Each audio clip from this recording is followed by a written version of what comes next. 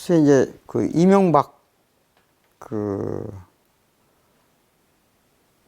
대통령에 대해서 우리 세대는 별로 감정이 없어요. 우리 전 세대는 좀 모르겠는데 저희 세대는 뭐 어느 날 좀 기업으로 성공했던 사람이 그러다가 서울시장 뭐 나오면서 청계천 개발, 그 다음에 사실 저는 청계천 하는데 그거보다는 그 대중교통 버스의 운영 체계를 바꾼 것이 그 사람을 대통령 만드는데 큰 역할을 했다고 생각하거든요. 근데 이명박 대통령도 사실은 우리 그 국힘 계열의 보수 정당이 사실은 자기 내부에서 정치를 키워서 대통령 시킨 적이 없어요. 그 이전에도 사실은 냉정하게 말하면 박정희도 그냥 점령한 거잖아요.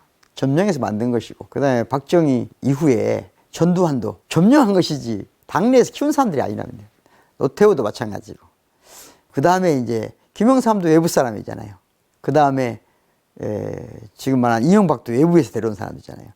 그러니까 이제 우리나라의 보수 정치의 가장 큰 문제는 그 안에 이념적 동일성이 없다는 거예요. 그러니까 이념적 토양이 없어요. 권력을 유지하고 획득하고 확장하는 것 이외에는 아무 관심이 없어요.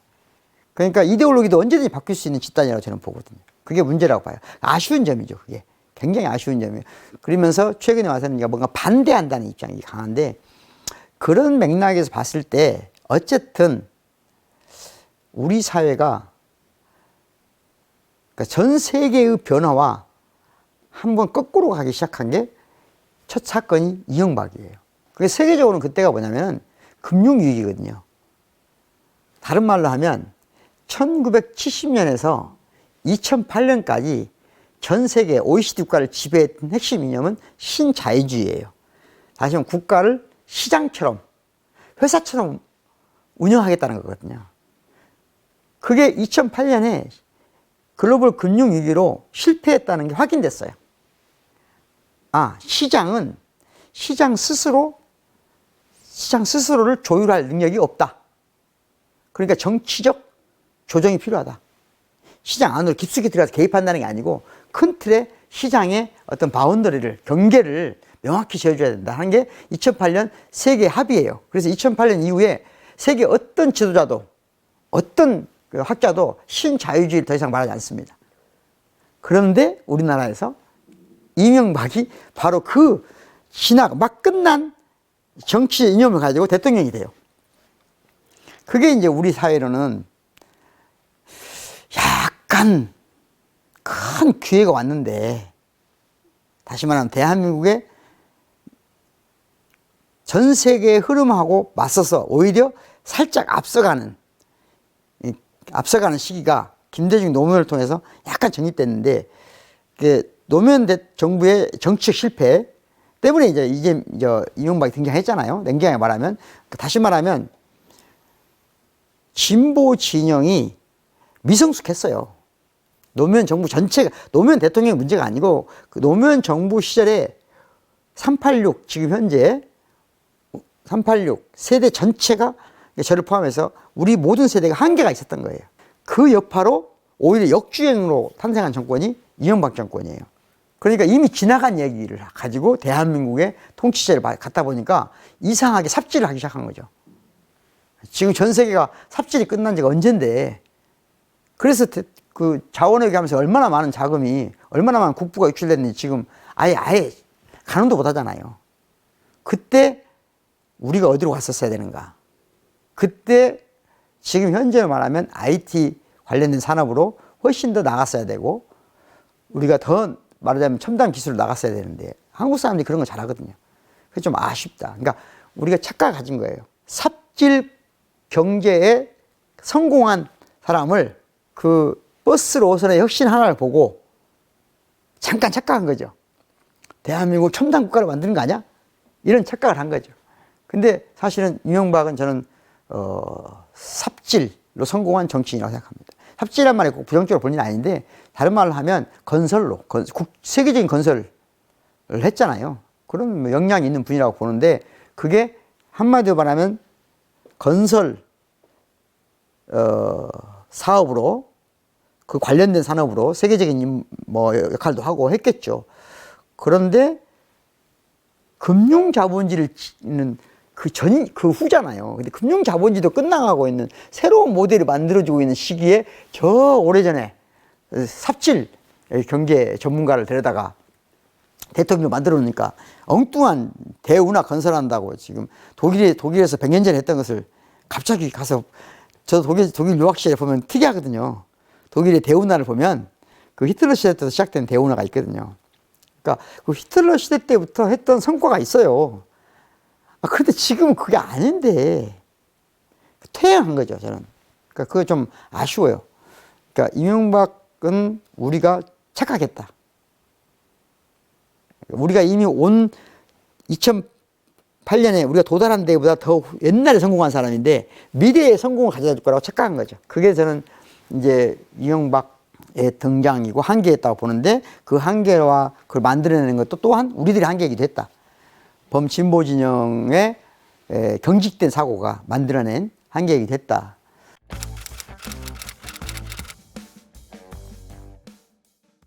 사실은 이제 그 다음이 문제인데, 박근혜와 문재인 간의 대결이 있었을 당시에,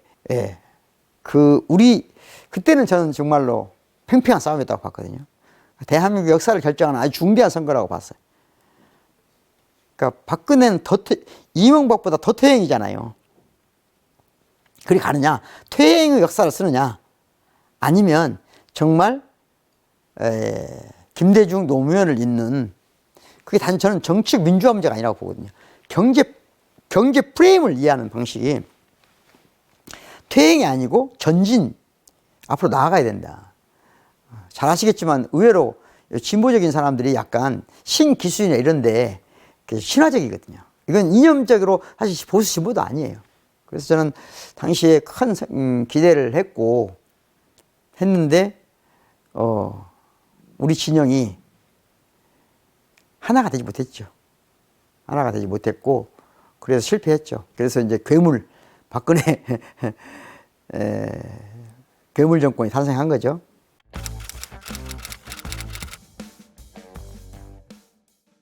박근혜 정부 시절에는 저는 개인적으로는 좀 위협을 느꼈어요.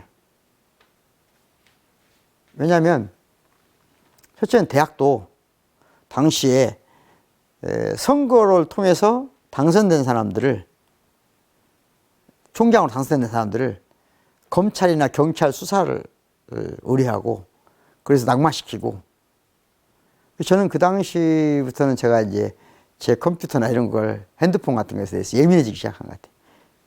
제 기종도 다 보안이 되는 걸 바꾸고 지금 오래된 이야기니까 그렇지 그때 저는 좀 신분상의 위험한 상황이 올 수도 있다. 왜냐하면 아까 말씀드린 대로 아주 퇴행한 당시 비서실장이 누굽니까? 예, 놀라운 사건이죠.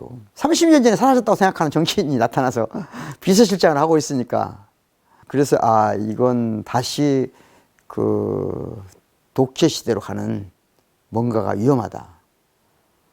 그런 느낌이 있었는데 참으로 놀랍게도 스스로 멸망한 거 아닙니까? 자기들 내부에서. 그래도 박근혜는 그래도 그런 위험성도 있고 아슬아슬했지만 그래도 나라를 위해서는 중국도 갈 수 있다.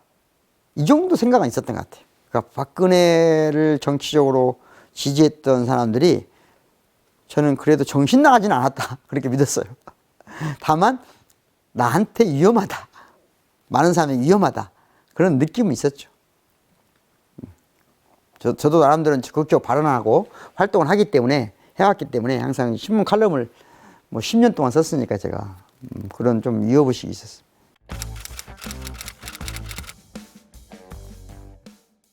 저는 이제 문재인 대통령이 되기 전에 뵌 적이 있었거든요. 굉장히 가깝게 뵌 적이 있었는데, 그때 특이한 경험이었어요. 왜냐면은, 한 두 문장 정도 물어보고 듣기만 해요. 그러니까 제가 무슨 말 했으면, 그냥 길게 얘기했으면 그에 대한 리스폰스, 반응이 있어야 되잖아요. 반응을 모르겠더라고요. 문재인 대통령이 호남에서 크게 비토 증서가 있을 당시에 그것을 서울이나 전국적으로 진보 진영이 이해를 못했을 때 저한테 그걸 물어보는 사람들이, 그러니까 호남에 있는 학자이면서 또 한겨레신문, 경향신문 칼럼을 오랫동안 쓰고 있으니까 그런 의뢰가 많았어요. 왜 그런 거냐. 제가 이제 그러면서 그 이야기를 하면서 더 적극적으로 정치 문제에 관여하게 된 계기가 된 것이 이제 문재인 대통령과 시작됐고, 문재인 대통령이, 저는 사람들이 여러 가지 평가를 하고 하지만 가장 아쉬운 점은 남북 평화 프로세스, 운전자론, 우리 얼마나 그때 기대가 컸습니까? 그리고 능라도에 가서 연설하실 때는 정말 우리가 정말 한반도에 평화가 오는구나, 전쟁이 종식된구나, 이런 느낌이 있었잖아요. 그래서 만약에 그 프로세스가, 다시 말하면 싱가포르에서 있었던 그 북미 간 트럼프와 김정은의 대화가 이루어졌다면 저는 문재인 대통령의 대통령 서사는 완전히 달랐을 거라고 봅니다. 완전히 달랐을 거라고 보고, 아마 지금 문재인 대통령한테 아쉬워하는 이런 얘기는 반으로 줄었을 거라고 생각해요. 근데 이제 그게 항상 정치인들은, 정치란 이런 게 있는 것 같아요. 제가 이제 그 전문 학자는 아니지만 정치란 에너지가 있거든요. 에너지가 있거든요. 그러니까 한쪽의 에너지를 과다하게 썼는데 이게 성공하면 괜찮아요. 그 다음 에너지 받는데, 당시 문재인 대통령은 촛불혁명으로 탄생한 정부잖아요. 촛불혁명의 요구를 무조건 수행해야 됩니다. 그게 실패하더라도. 그게 책무예요. 첫 번째가 그거, 촛불혁명의 책무를 남북 간 화해, 그건 저는 옳다고 봐요. 그게 성공했으면 다른 정치적 에너지도 받았을 거라고 봅니다. 그런데 초반부에 그것을 객관적 판단을 좀 못했다고 봐요. 그러다 보니까 정치적 에너지가 10이 있다. 그럼 여기에 5 정도를 투하했어야 되는데 9 정도를 베팅한 거예요. 9 정도 베팅했다 실패하니까 그것도 우리가 한 게 아니고 그 북미 간 대화 과정에서 좌초되고, 그러면서 이제 남북 간의 관계도 그 워킹 그룹이라고 해서 미국의 통제를 받게 되고, 이러면서 정치적 에너지가 완전히 고갈되어 버렸다고 봐요. 그 점이 좀 아쉽죠. 많이 아쉽죠. 물론 문재인 대통령 그 의도가 그런 건 아니었다고 보지만, 어쨌든 문재인 대통령은 인격적으로 훌륭한 분이잖아요. 누가 봐도 인격적으로는 그 누구보다도 훌륭하신 분이에요. 근데 그건 정치인은 인격으로 판단할 수는 없잖아요. 그러니까 당시 우리 문재인 대통령은 본인이 정치하겠다고 하신 것도 아니에요. 본인 잘 아시거든요. 그러니까 정치인 스타일이 아니란 말이에요.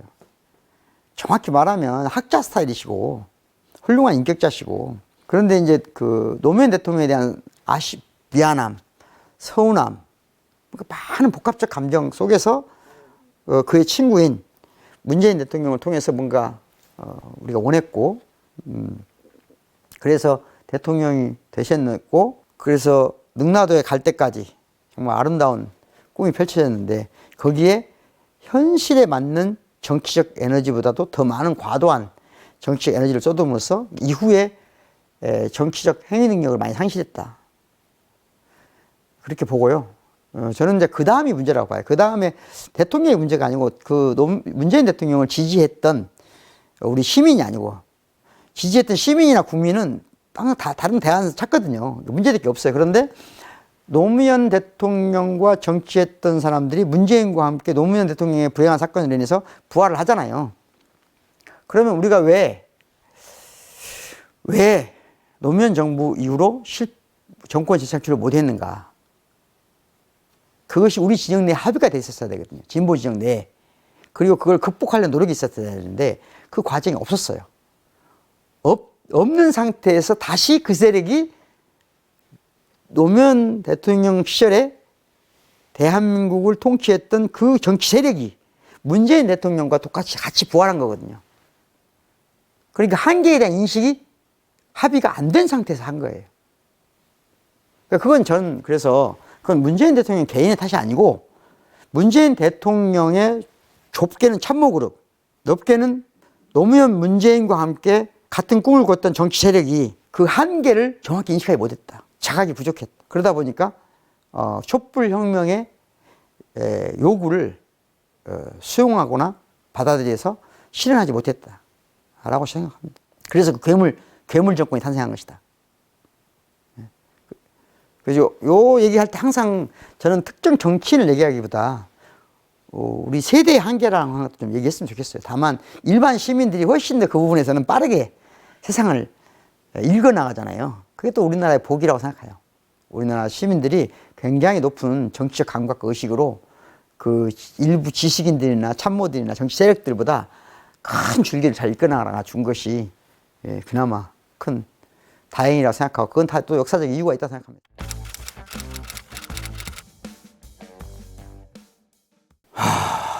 그러니까요. 야, 그날 밤 지금 고통스러운 밤을 정말 지금 생각해도 끔찍합니다. 그러니까 이 좀 예민한 얘기일 수도 있는데 김대중 대통령이 노무현 대통령 돌아가실 때 그 눈물을 흘린 거 봤잖아요.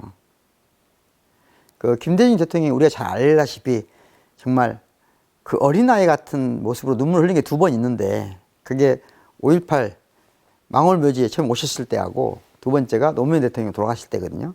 그러면 김대중 대통령 입장에서도 노무현 대통령한테 서운한 게 있을 수 있잖아요. 그러니까 예를 들자면 대북송금 받아들인다든가 이런 거 서운하셨을 거예요. 말은 안 하셨지만 자기 목에다 칼을 댄 거잖아요. 어쨌든 그렇지만 더 큰 연결이 있는 거잖아요. 서로 더 큰 연결이 있는 거잖아요. 그게 노무현 김대중한테 있고 또 노무현 김대중을 지지했던 일반 시민들한테는 그게 있다고 저는 믿어요. 그런데 말씀드린 것처럼 처음에 후단역과 노사모 간의 충돌, 다시 말하면 김대중 대통령을 지지했던 그 세력과 노무현 대통령을 지지했던 세력이 아니고 그 정치인들, 그러니까 김대중 참모, 노무현 참모 쉽게 말할게요. 이분들 사이에 화해가 잘 안 됐어요. 정서적 화해가. 정치적으로는 계속 화해하고 하지만 그건 다른 이유가 하나도 없어요. 김대중의 참모들은 김대중의 권력을 자기들이 이양하고 싶었어요. 노무현이라는 새로운 국민적 요구를 받아들이지 못한 거예요. 거기서 불행한 거예요. 똑같이 저는 그렇게 생각해요. 노무현, 문재인을 보좌했던 참모진들이 국민들이 새로운 정치 대안을 찾았어요. 이재명이라는. 그럼 이양을 해줘야 되는 겁니다. 근데 항상 참모들은 그래요. 대통령을 모시다 보면 우리 안에서 우리가 대통령이 나와야 된다는 착각을 해요. 그거 자기들 생각이지. 그게 진보진의 큰 불행이에요. 당시 말하면 문재인 대통령을 어쨌든 성공하려면 정권 재창출을 해야 되거든요. 반드시. 그러면 당시에 이재명 대통령이 나왔어요. 그러면 김대중의 덕에 정치한 김대중의 참모들 저 밑바닥까지, 예를 들면 그 끝에 누가 있냐, 제가 보기에 지금 가장 성공한 사람들, 대통령 후보로 나왔던 이낙연이죠. 이낙연도 김대중의 덕분에 정치한 사람 아니에요. 김민석도 마찬가지고 두 사람 다. 자, 김민석은 그때 정치 영향이 없어지니까 제외. 이낙연이죠. 이낙연은 더군다나 문재인 대통령이 화해의 제스처로, 즉 김대중의 정치적 유산을 물려받겠다는 상징적 효과로 이낙연을 제시했단 말이에요. 그리고 친노, 즉 친문, 문재인 대통령과 함께 정치한 사람들을 또 그래, 그 상징적 기호로 이낙연을 받아들인 거예요. 여기까지 좋잖아요, 일단. 그래서 갔으면 모르잖아요. 근데 국민은 뭘 원했어요? 아니, 김대중, 노무현, 문재인하고는 다른 정치가 필요해. 그게 이재명이야 라고 정한 거예요. 그러면 나머지 새끼들 어떻게 해야 되죠? 전폭적으로 이양해줘야죠, 권력을. 그랬으면 윤석열은 탄생하지 않았죠. 윤석열이 그 정도 표차로 진 것은 저는 누구도 핑계대면 안 된다고 봐요. 그건 지금도 앞으로도 마찬가지인데, 다시 말하면 정치 세력들, 그거 뭐냐면 옛날로 말하면 가문화된 거거든요. 가문화. 집단적으로 이익 집단이죠. 김대중이 참모 집단에 노무현 문재인 정부의 참모 집단들 중에 그 대표로 나선 이낙연. 그 이낙연을 통해서 정치적 이득을 획득했다는 세력들이 저는 윤석열을 만들었다고 보는 입장이에요. 그건 앞으로도 마찬가지라고 생각해요. 그게 얼마나 많은 불행을 가져오는지. 자신들의 정치적 이익 때문에. 그때 우리가 정말로 시대를, 대한민국을 함께 간다는 입장으로 했으면 질 수가 없는 선거예요. 문재인 대통령은 집권 말기에 그 정도 인기를 가진 유일한 대통령이에요. 왜냐하면 지금 와서 문재인 대통령이 욕을 많이 하지만 어쨌든 문재인 대통령은 집권이 마무리될 때까지 대중의 국민 절반의 지지를 받고 있었잖아요. 그럴 때 정권 쟁취하지 안 된다는 건 불가능한 일이에요. 보통 정권 말기는 40%까지 주는데도 정권 쟁취를 하는데, 그건 유일하게 뭐가 문제냐? 민주 진보 진영의 기득권 세력들, 그들의 욕심, 그들이 나라를 망쳤다고 저는 말하고 싶어요, 사실은. 그래서 시대에 없는 윤석열이라는 괴물 중에 괴물이 탄생한 거죠. 근데 윤석열은 이해할 수 없는 사건이에요. 윤석열을 탄생시킨 것에 대해서는 저는 낱낱이 사실 책임을 물어야 한다고 보는 입장이에요. 사실 그래서 이낙연 전 총리가 지금 정치로 사장된 것도 당연하다고 봐요, 저는. 시민들은, 국민들은 그렇게 복잡할 게 없거든요. 아니, 김대중 지지했던 사람이 노무현 지지하고, 노무현 지지했던 사람이 문재인 지지하고, 문재인 지지한 사람이 이재명 지지하는 거예요. 뭘 복잡해. 근데 그 안에 정치 계산하는 자들, 자기 이익을 가지고 정치를 교란시키는 자들이 문제죠.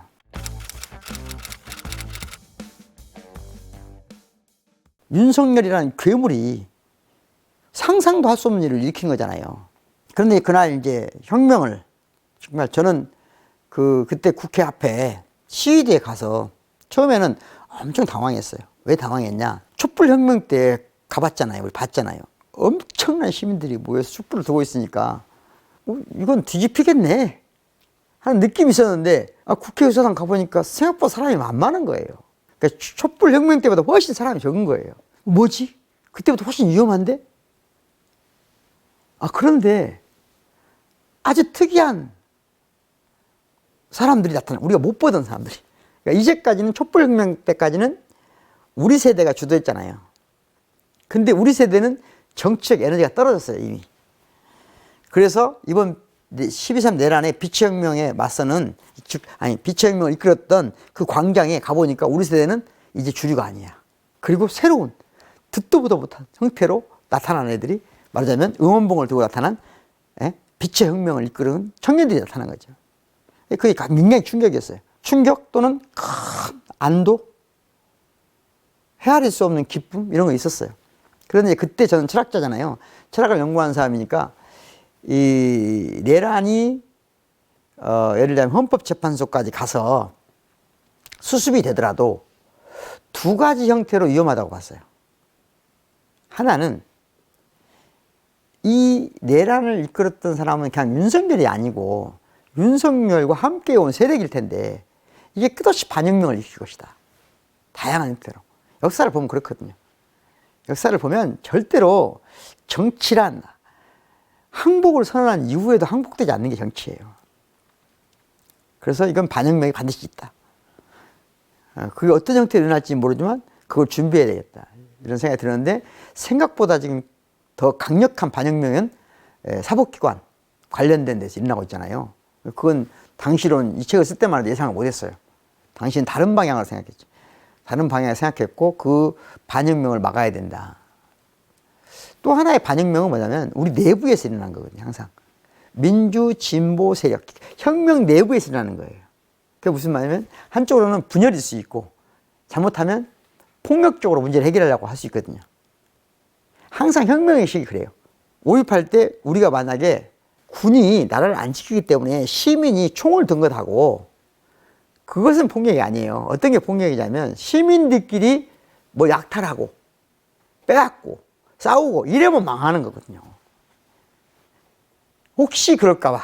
반혁명은 두 가지가 있다. 우리가 위대한 동학농민전쟁의 그 위대한 정신을 시작해서 5.18, 6월 항쟁, 촛불혁명까지 이 위대한 여정이 혹시 빛의 혁명을 하는 과정에 두려움 때문에, 공포 때문에 우리 내부에서 어떤 쉽게 말하면 안 좋은 폭력적인 사태가 벌어질까? 이건 이제 막아야 된다. 우리는 이제 그런 면에서는 우리 대한민국 위대한 민주주의 역사가 있기 때문에 큰 걱정은 안 했고, 다만 그럴 수도 있다 하는 그 세계 혁명사를 쭉 거론하면서 프랑스 혁명에서 시작된 반혁명의 두 가지 형태를 미리서 이론가니까 경고 또는 우리가 자성 혹시 염려돼서 했는데, 우리 내부에서 그런 일은 없었고, 다만 생각보다 생각지도 못한 곳에서 반혁명이 시작됐다. 그게 바로 사법부죠. 정확히 말하면 사법부 또는 이 나라 특권 계층들이 사법부를 매개로 반혁명을 획책했고, 아직도 진압되지 않았다고 저는 보는 입장입니다.